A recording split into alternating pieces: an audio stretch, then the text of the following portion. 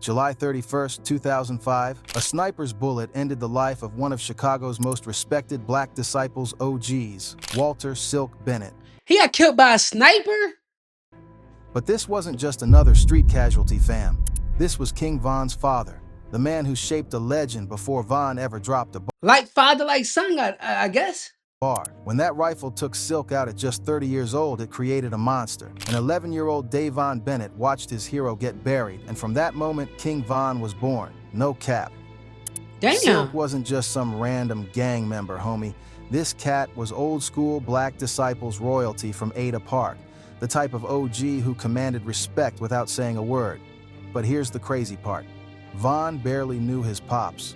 Silk was in and out of prison Von's whole childhood, only meeting his son when the kid was 8 years old. Imagine learning and hearing about your dad through people who knew him. Like, you don't really know your dad, but you got people coming to tell you about him and all that. Like, how would that make you feel? Yet somehow, this absent father became Von's biggest influence. The same streets that made Silk a legend also kept him away from his family. And when that sniper took him out, it set Von on a path that would end the exact same way 15 years later. To understand how King Von became the demon he was, we gotta go back to where it all started, with Silk from Ada Park. Let's rewind to October 28th, 1974, gang. Walter E. Bennett came into this world during one of Chicago's most violent eras. But yo, this birth wasn't normal. His parents were so deep in the streets, they couldn't even have him in a regular hospital. They was worried about ops pulling up, so Silk got— The ops is pulling up to hospitals? They trying to get people that bad? delivered by a midwife on actual silk sheets. That's how he got his name, for real. Growing up in Ada Park on Chicago's South Side, Silk was surrounded by the Black Disciples from day one. This wasn't just any neighborhood. Ada Park was BD territory since the 1960s. Back when David Barksdale was running things. The park itself was located in the Morgan Park area, and it was where young cats learned the game from OGs who had been putting in work since the civil rights era. Silk's pops was a laid-back gangster who only spoke when necessary, but his mama? Shorty was a live wire who would whoop your ass if you talked stupid. She was independent and respected throughout the hood. I promise you, nobody wanted to smoke with his mom. She was on that. Like, she'll blow your ass down and make this the last thing you see. When you got that type of mama, you learn early that respect ain't given, it's earned. So it's like instilled on her son. Like, his mom is like hard body. So like, imagine how she was to her boys. And that's how, you know, her boys, I mean, I don't know if she got more than one boy, but that's how King Von probably became that he had that dog in him because he got it from his mom and from his dad. Silk's mama had earned hers through being real and never backing down from nobody. The family had money from the jump because both parents were hustling hard. They wasn't struggling like a lot of families in the hood. Silk grew up seeing what it looked like when you got your paper right, when you commanded respect, when people knew not to play with you. That foundation shaped everything about how he would move later in life. When Silk's parents split up, his stepdad, Big Reggie, stepped in. Another street legend who was pulling in millions. Big Reggie wasn't just rich, he was smart about his money. He taught young Silk the difference between getting money and keeping money, between being feared and being respected. Yo, back in the day, it was so easy. I'm not gonna say easy, but like, it was a lot of drug kingpins and drug lords who made millions and millions of dollars. I don't think you can do that today. There's too much technology today. Like, you're done, but you're going to jail. Like, you're not even going to be able to make that much money today. Some people probably is, but back in the day, it was probably so much easier. Respected. These lessons would serve Silk well when he started building his own empire. But here's the wild part. Silk almost never made it to the streets at all. Homie was nice with the basketball, playing at Ada Park courts every day. We talking about a dude who could handle the rock, had court vision, and could shoot from anywhere on the court. So why didn't he go to the NBA instead of choosing the streets? People who knew him back then said he was good enough for the NBA, no cap. Think about that for a second. If Silk had made it to the league, he would have taken his whole family out the hood. Von would have grown up as some spoiled rich kid in the suburbs, never would have seen O-Block, never would have become the demon we knew. The whole drill scene might have been different, but instead of shooting hoops, Silk chose to shoot ops. He joined the Black Disciples. Damn, he just said it like that. Silk decided to shoot ops instead of a basketball. Damn. Allegedly? Good man. We don't know. I don't know if that's true or not. And started hustling hard in these streets. By the late 80s and early 90s, Silk was already making moves that got him noticed by the higher-ups in the Black Disciples. This was during the era when Chicago gangs were more organized, more structured. You couldn't just claim a set, you had to prove yourself, show that you was about that life, demonstrate that you could Wow. handle responsibility. Silk started at the bottom like everybody else, but he had something different about him. While other young cats were reckless, getting into unnecessary beef and drawing heat, Silk moved calculated. He understood that the goal wasn't just to survive in the streets, it was to thrive, to build something that could last. His first major test came when he was tasked with handling some business for the BDs. The details of what exactly went down ain't fully documented, but word on the street is that Silk handled it with the type of precision that made the OGs take notice. He wasn't just muscle, he was smart muscle, the type of dude who could think 3 moves ahead. So he was a hitman. Is that what y'all saying? But with that recognition came consequences. The more successful you become in the streets, the bigger target you become. Silk's rise didn't go unnoticed by rival gangs or by law enforcement. His first major charge came in the early 90s, and it was serious enough to land him 9 years in Menard Correctional Facility. Now, Menard wasn't just any prison. This was one of the most dangerous facilities in Illinois. We talking about a place where gang politics from the streets continued behind bars, where you had to stay alert 24/7 just to survive. A lot of cats It's hard to stay alert in jail. Like you gotta go to sleep.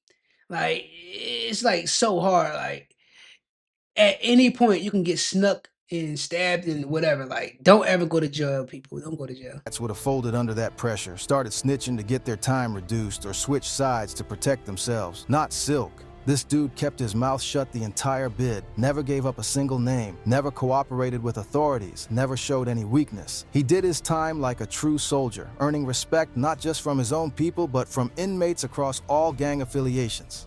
That type of loyalty and strength don't go unnoticed in the joint. While Silk was locked up, the streets kept changing. New players emerged, old beefs escalated, and the game became more violent and less organized. But Silk used his time wisely. He studied, he networked, he planned for what he was going to do when he got out. Prison became his graduate school for street politics. When he finally got released, the Black Disciples rewarded his loyalty in a major way. They gave him his own tower to run on Robert Taylor Homes on State Street. That's like Damn. being handed the keys to a money printing machine. The Robert Taylor Homes They gave him the whole shit. Like, yo, bro, this yours. You a real nigga. This yours. That place probably was making hundreds or probably thousands of dollars a day. were a complex of high-rise public housing buildings that had become central to Chicago's drug trade. The BDs didn't just give this position to anybody. They knew Silk had the street smarts, the respect, and the discipline to handle that level of responsibility. Running a tower meant managing everything from drug distribution to security, from settling disputes to collecting money. It required someone who could command respect without constantly resorting to violence. According to the streets, this is when Silk really started getting that bread. Word on the block was that Homie became a millionaire before he turned 25. But Damn. Silk wasn't flashy with it. He moved smart, kept a small circle of trusted homies, and You're supposed to not be flashy. Once you get flashy, you're done. You're getting caught. You're done bun. That's why you put to stay low key, put your money in other avenues and like real estate and stuff like that. Don't go blind flashy cars and all this crazy shit when you live in the projects. You're gonna have eyes all on you and all that. stayed ready for whatever. The money was flowing, but he understood that in the streets, today's ally could be tomorrow's enemy.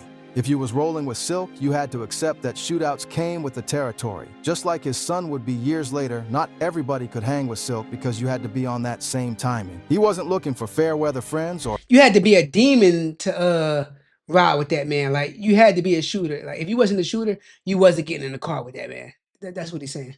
people who would disappear when things got hot. His circle was small but solid. The money was flowing, but Silk had expensive tastes. Dude was always copping the newest whips, Cadillacs, BMWs, Mercedes, bringing them back to the hood and turning the whole block up. When Silk pulled up, it was an event. Kids would run up to see the car, older cats would nod with respect, and the ladies would take notice. He was like a neighborhood superstar, but he never forgot where he came from. Silk would pull up to Ada Park in his new ride, hop out in fresh gear, and still kick it with the same dudes he grew up with. That type of loyalty to your roots is what separated the Yeah, but it's loyalty, but at the same time, it's dangerous because you become food. Like you're pulling up in all this nice shit. You having the money, you having the cars, the women, but the people in the hood ain't got that. So now they're looking at you like, oh, he's stunting on us, so we gotta get his ass. So like, you gotta be careful doing that. Real ones from the fake ones. And just like Vaughn would be later, Silk was a ladies' man. Rumor has it he carried a key ring with keys to multiple women's cribs. They trusted him enough to give him access whenever he wanted to slide through. These wasn't just random shorties either. We talking about women who had their own money, their own respect in the community. This lifestyle led to Silk having 7 kids with different baby mamas, including Davon with Tasha Chambers. But here's where the story gets complicated. Silk and Tasha's relationship didn't last. They separated when Vaughn was still young, and Silk's constant legal troubles meant he was in and out of prison throughout Vaughn's childhood. Now let me break down how Silk and Tasha really connected, because this part of the story shaped everything that came after. Tasha Chambers, born in 1976, was a young shorty trying to make it in Chicago when she met Walter. She wasn't some random chick from the block. Tasha had her own thing going, her own independence, her own respect in the community. The exact details of how they met ain't fully documented, but based on the timeline and what we know about both of them, this had to be around 1993 or early 1994. Silk was in his prime, pulling in serious money from his operations, commanding respect throughout the South Side, and living that high life that came with being a successful street entrepreneur. Tasha was attracted to Silk's confidence and success, but she also saw something deeper in him. Despite his reputation in the streets, Silk had a different side when he was with her. He could be gentle, thoughtful, even vulnerable in ways that he never showed to his crew or his enemies. Their relationship was intense from the jump. When you dealing with someone who lives the type of life Silk was living, everything happens fast. The highs are higher, the passion is more intense, but the risks are also greater. Tasha knew what she was getting into when she got involved with Silk, but love don't always listen to logic. By the time Vaughn was born That's a fact. Love don't always listen to logic. He starts spitting right there. on August 9, 1994, Silk was already deep in his criminal activities. The same streets that made him rich and respected also made him a target. He couldn't be a regular father because he was constantly watching his back, constantly alert to danger. Every time he left the house, there was a chance he might not come back. Who wants to live life like that? You gotta watch your back. You can't have your kids in the car with you. You gotta change cars all day, every day. You're not living at that point. You damn near, I would say, surviving. Like you're trying to survive every hour and all that. Nobody want to live like that. That's why to this drug game and drug dealers and kingpins and all that, there's a good and there's a bad. I don't think the good outweighs the bad. Like Tasha found herself in an impossible situation. She loved Silk, but she also had to think about their son's safety and future. The constant stress of not knowing if your man is going to make it home alive, the fear of retaliation from his enemies, the knowledge that law enforcement was always watching. It was too much for any relationship to handle. The breakup wasn't dramatic or messy. It was practical. Tasha realized that she needed to create a stable environment for Vaughn, and that wasn't possible while she was with Silk. So she made the difficult decision to raise Vaughn on her own, moving to Parkway Gardens, what would later become known as O Block. This decision probably saved Vaughn's life in the short term, but it also created the absence that would define his entire childhood. Tasha was now a single why not? Oh yeah, well, I was gonna say, why not move to another city in Illinois or another state with Silk? But Silk was not gonna give up his empire with all that money coming in. He wasn't gonna do that. So I get it. mother grinding to provide for her son while his father was either locked up or handling business in the streets that she was trying to escape. The irony is that by trying to protect Vaughn from his father's lifestyle, Tasha ended up raising him in an environment that was just as dangerous. Parkway Gardens was becoming ground zero for the gang war. I mean, she went from one project to another project, basically. That's what we call them in like where I'm from, Philly and all that. We call them projects. What did you think was gonna happen? Like it's gonna be the same shit.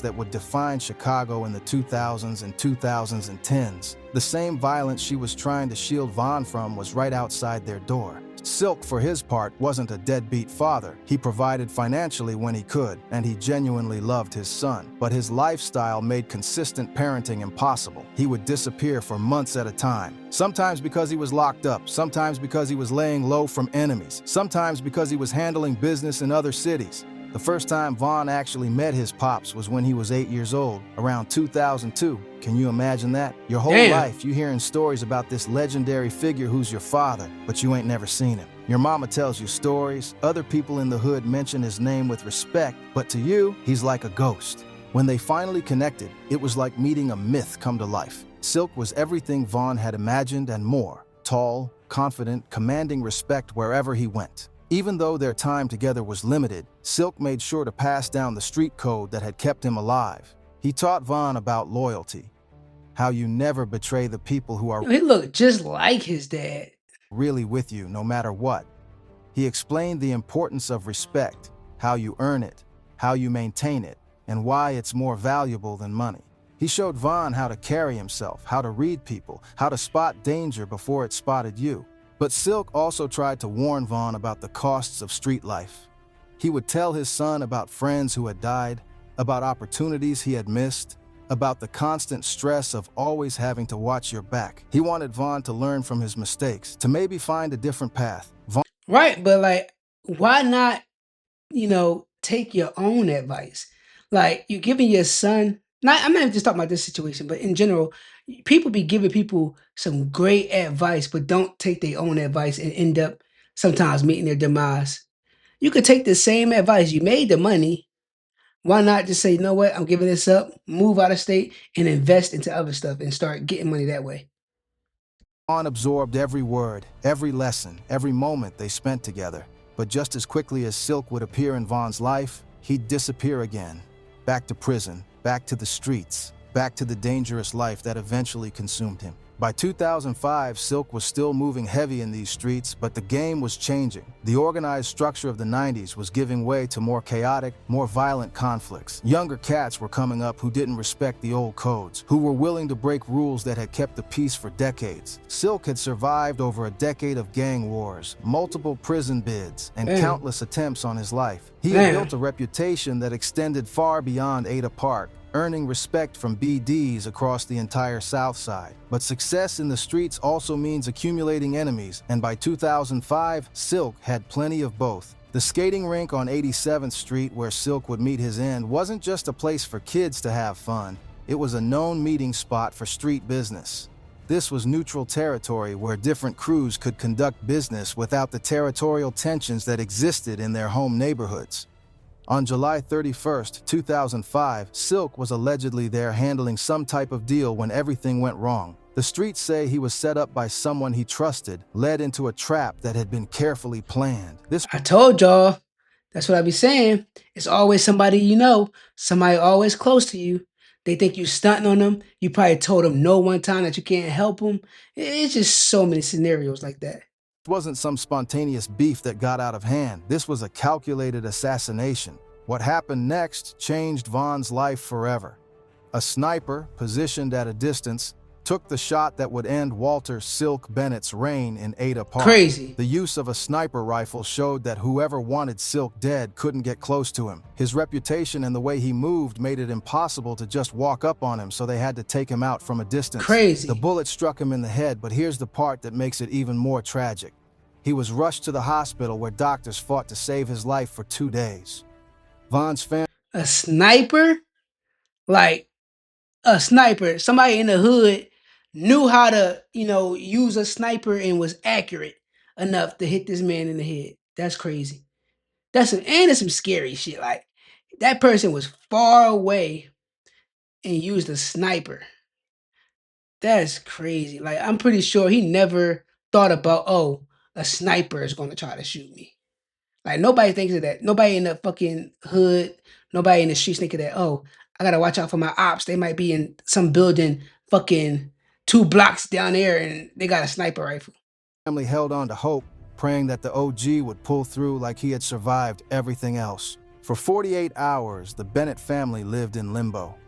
Taisha brought Vaughn to the hospital where he saw his father fighting for his life, hooked up to machines, surrounded by the beeping of monitors and the antiseptic smell of the ICU. This was Vaughn's last image of his hero. Not the confident, powerful figure who commanded respect in the streets, but a man reduced to tubes and wires. On July 31st, 2005, during surgery, Walter Silk Bennett took his last breath. The man who had survived the most violent streets in America, who had built an empire from nothing, who had commanded respect from the most dangerous people in Chicago, was gone. And his 11-year-old son was left to process not just the loss of his father, but the violent way he died. The investigation into Silk's murder revealed just how calculated this hit was. Chicago PD knew they was dealing with something different from the usual gang violence that plagued the city. This wasn't some random street beef that got out of hand. This was a professional assassination that required planning, resources, and inside information. The use of a sniper rifle immediately told investigators that this was personal. In Chicago's gang culture, most hits happen up close. Drive-bys, ambushes outside gas Do y'all think the cops is the one that did that? stations, confrontations in Ex-cop or alleys, somebody but like a that? sniper attack, that's some military-level planning, the type of hit you use when your target is too dangerous to approach directly. According to street sources, the shooter was allegedly a dude known as Killer Wall from a gang called Terror Dome, but like most street justice in Chicago, no official charges were ever filed. The case went cold faster than a Chicago winter, leaving Vaughn and his family with questions that would never be answered.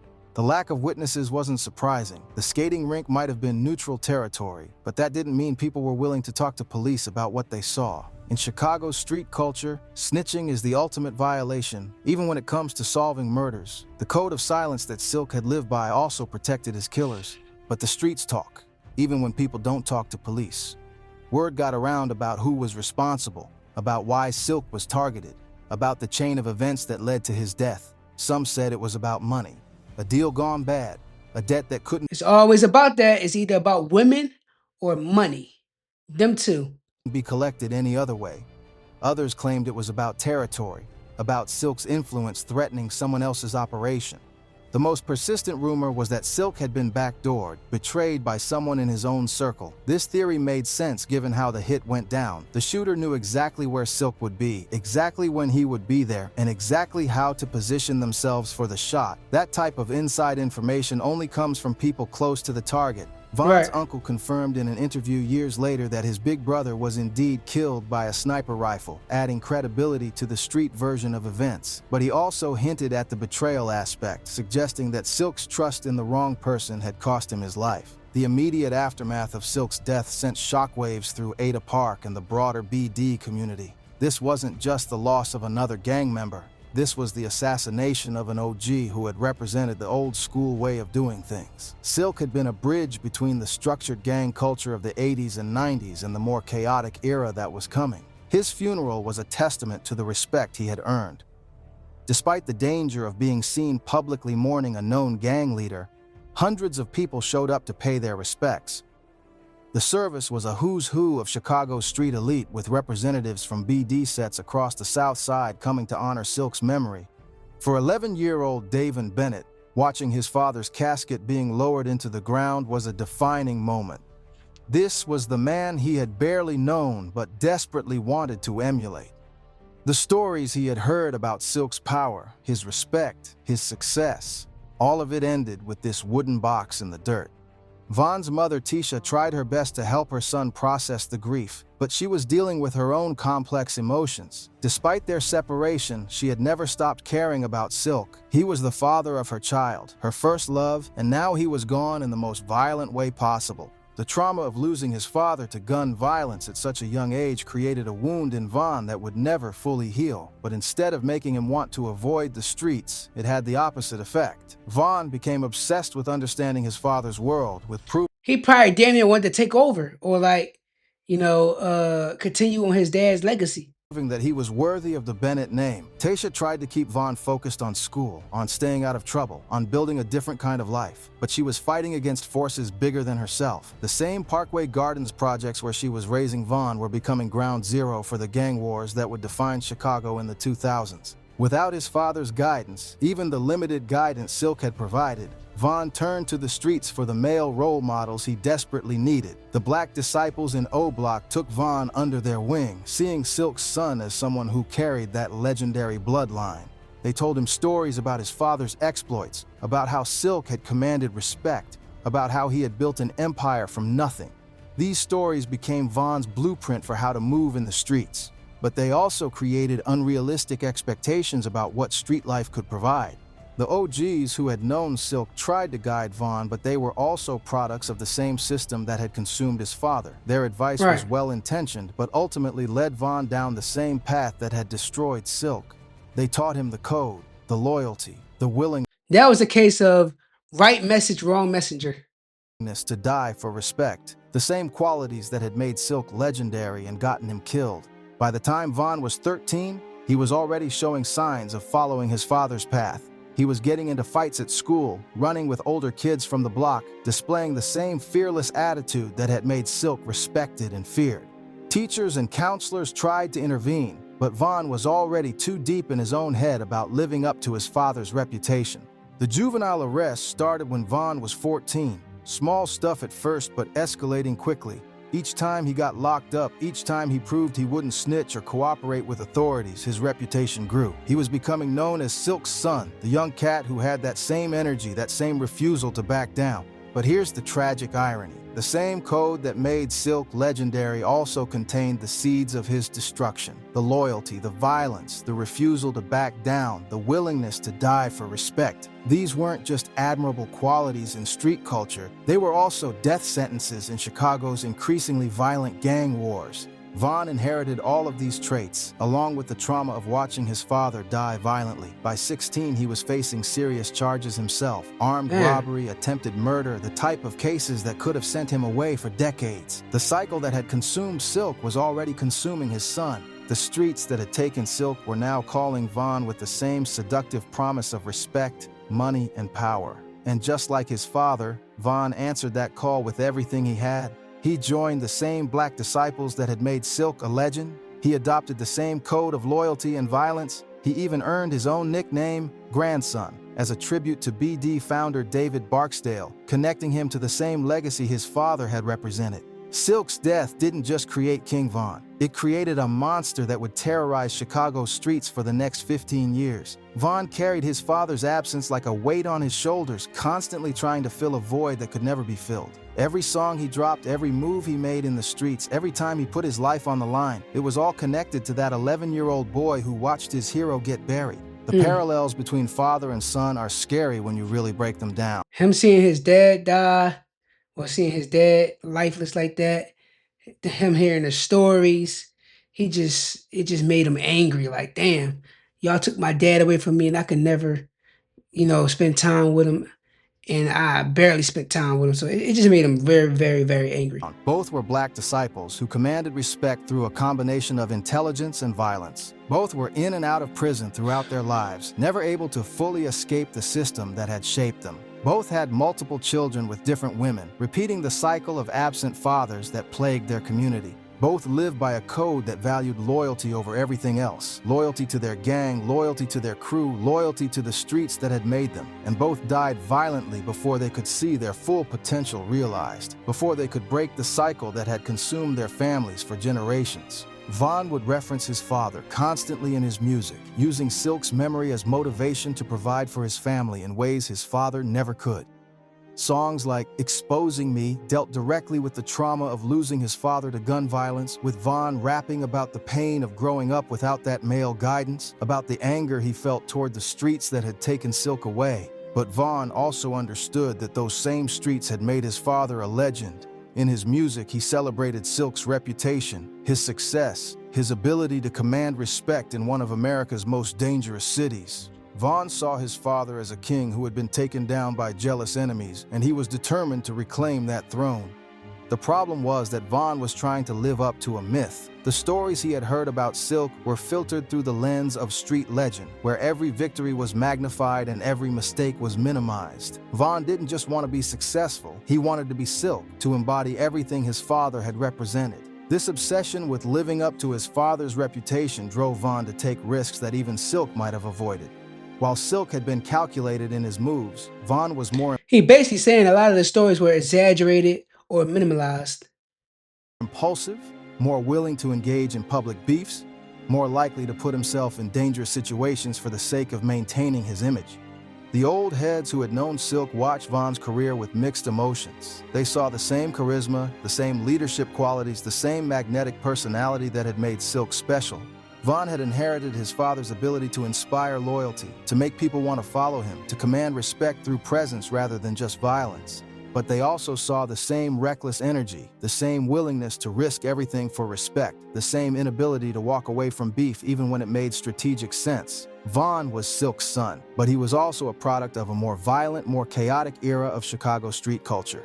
When Von started making real money from his music career, he did exactly what his father would have done. He broke off his crew, made sure everybody ate, and stayed loyal to the same people who had been with him from the beginning. That generosity and loyalty were direct results of Silk's influence, passed down through the stories Von had heard about how his father had taken care of his people. Von's first major rap check was reportedly 6 figures, and instead of keeping it all for himself, he split it with his crew from O-Block. This wasn't just generosity, it was Von following the blueprint that Silk had established, understanding that real power comes from having people who are genuinely loyal to you, not just people who are around because of what you can do for them. But Von also inherited his father's enemies. The same gang wars that had been raging since Silk's era were still active, still claiming lives, still demanding blood for blood. Von found himself caught up in beefs that started before he was even born. I wonder, will it ever come to a point where those beefs end? Like, how can generations inherit beef? Like, bro, that was your dad's mad. Like, he mad at y'all. I'm not mad at y'all. Like, I don't even know what it was about, really. Carrying on conflicts that his father's generation had passed down like a toxic inheritance. The BD versus GD war that had shaped Silk's life became the backdrop for Von's entire career. Every song was a declaration of war, every video was a challenge to his enemies, every public appearance was a risk. Von was living his father's life in fast forward, compressed into a few short years of fame before the streets caught up with him. The drill music scene that Von helped create was, in many ways, a direct result of the trauma that Silk's generation had passed down. These young cats were rapping about the same violence, the same loyalty, the same codes that had governed their fathers' lives. But they were doing it in public, on social media, in ways that made them even bigger targets. Von's music videos were like psychological warfare, designed to intimidate enemies and inspire allies, but they also served as evidence for prosecutors, as target practice for rivals, as recruitment tools for the same lifestyle that had killed his father. Von was simultaneously celebrating and perpetuating the cycle that had destroyed his family. The success of Von's music career gave him opportunities that Silk never had. He could have used his platform to escape the streets, to build legitimate businesses, to create generational wealth for his family. And to some extent, he was trying to do exactly that. Von was investing in real estate, starting businesses, planning for a future beyond the block, but he could never fully leave the streets behind. The same loyalty that made him split his first check with his crew also made him unwilling to abandon the people and places that had shaped him. Von felt obligated to represent for O-Block, to carry on his father's legacy, to prove that the Bennett name still meant something in Chicago's streets. This internal conflict between his desire to escape and his loyalty to the streets created a tension that defined Von's entire career. He was simultaneously trying to build a legitimate future and maintain his street credibility, to provide for his family and represent for his fallen friends, to honor his father's memory and avoid his father's fate. The tragedy is that Von was actually succeeding in many ways. His music was connecting with millions of fans who related to his story of trauma, loyalty, and survival. He was building a brand that extended far beyond Chicago, creating opportunities for himself and his crew that previous generations of street cats could never have imagined. But success in the music industry also brought new dangers. Von's fame made him a bigger target. His wealth made him worth robbing. His platform made his enemies more motivated to take him down. The same success that was supposed to be his escape route became another reason for people to want him dead. On November 6, 2020, outside a hookah lounge in Atlanta, King Von's story ended the same way his father. Well, he didn't die because they was hating. Quando Rondo's crew was hating on King Von. That's not the reason. Had, with gunshots and a hospital bed. The cycle that had started with Silk's death in 2005 was complete. Another Bennett man had lived by the gun and died by the gun, leaving behind children who would grow up with the same absence that had shaped their father. The immediate aftermath of Von's death mirrored his father's in many ways. The streets mourned the loss of another legend, another young man whose potential had been cut short by violence. But there was also a sense of inevitability, a recognition that Von had been living on borrowed time, that his lifestyle made this outcome almost certain. Von's funeral, like his father's, was attended by hundreds of people who had been touched by his life and music. But it was also a reminder of how little had changed in the 15 years since Silk's death. The same violence, the same codes, the same cycles were still consuming young men in Chicago, still turning potential into tragedy. The legacy that Silk had passed down to Von was now being passed down to another generation. Von's children would grow up with the same absence that had shaped their father, the same stories about a legendary figure they barely knew, the same pressure to live up to a reputation that had ultimately proved Well, hopefully his sons don't end up, doing that. fatal. Today, Silk's legacy lives on through Von's music and the stories that old heads still tell about the Ada Park OG, who commanded respect without saying a word. His influence shaped not just his son, but an entire generation of Chicago street culture. The discipline, the loyalty, the structure that Silk represented became the foundation that Von built his own legend on. But that legacy is also a warning about the cost of street life. 2 generations of Bennett men, both talented, both respected, both gone too soon. The same qualities that made them legends, the fearlessness, the loyalty, the refusal to back down, also made them targets in a culture that ultimately consumes its own heroes. The streets that made Silk and Von legends also took them away from the people who needed them most. Their children, their families, their communities were left to deal with the aftermath of their choices, to try to break cycles that seemed impossible to escape. In the end, Walter Silk Bennett's story is about more than just one man's rise and fall in Chicago's gang culture. It's about how trauma gets passed down through generations, how absence shapes presence, how the streets create legends and then consume them. It's about the price of respect in a culture where respect is often measured in blood.